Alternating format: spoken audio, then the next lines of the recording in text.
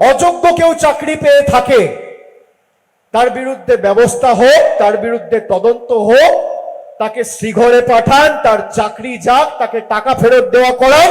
কিন্তু কিছু অযোগ্য লোকের জন্য আপনি প্রায় 16-17 হাজার যোগ্যদের চাকরি কেড়ে নিতে পারেন না। আমি এখানে বিজেপির ধারাবাহিকতা দেখছি যে একজন ভুল করেছে, পুরোটা বাতিল করে দাও।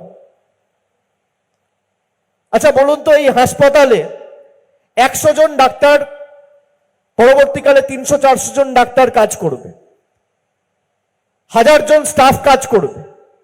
কেউ যদি কোনো ভুল করে থাকে, হাসপাতাল বন্ধ করে দেওয়া উচিত, বন্ধ করে দেওয়া উচিত। একজন পৃথক বা দুজন পৃথক বা 5 জন পৃথক যদি ভুল করে থাকে, তাদের বিরুদ্ধে ব্যবস্থা হোক, কেউ তো বারণ করছে না। কিন্তু 5 জনের ভুলের শাস্তি আপনি 5000 লোককে দেবেন। 100 জন ভুলের শাস্তি আপনি 17 লক্ষ লোককে দিয়েছেন। 17 লক্ষ তো আমি কম বলছি, আমি খালি আবাস আর আবাস প্লাসের তালিকা বলছি। যদি আপনি প্রকৃত অর্থে প্রকৃত প্রাপকের সংখ্যা বার করেন, 50 লক্ষ মানুষের বাড়ির টাকা কেন্দ্র সরকার আটকে রেখেছে। এই স্বাস্থ্য ক্ষেত্রে ক পয়সা দিয়েছে কেন্দ্র সরকার?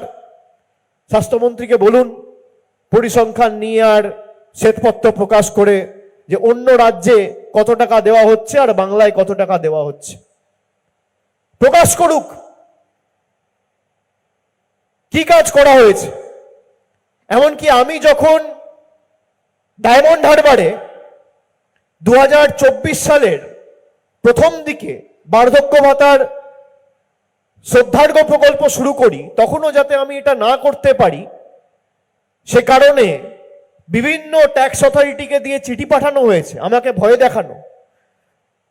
আবার আমরা যখন সেবাশ্রয় করেছি, যারা 12 লক্ষ মানুষকে বিনামূল্যে বিনা পয়সায় চিকিৎসার পরিষেবা পৌঁছে দিয়েছে, ওষুধ পৌঁছে দিয়েছে, বিভিন্ন রকমের টেস্টের রিপোর্ট পৌঁছে দিয়েছে, তাদের অস্ত্রোপচারের ব্যবস্থা করেছে, তাদের হাসপাতালে ভর্তি করে বিভিন্ন রেফারেল সেন্টারে পাঠিয়ে তাদের চিকিৎসার ব্যবস্থা করেছে।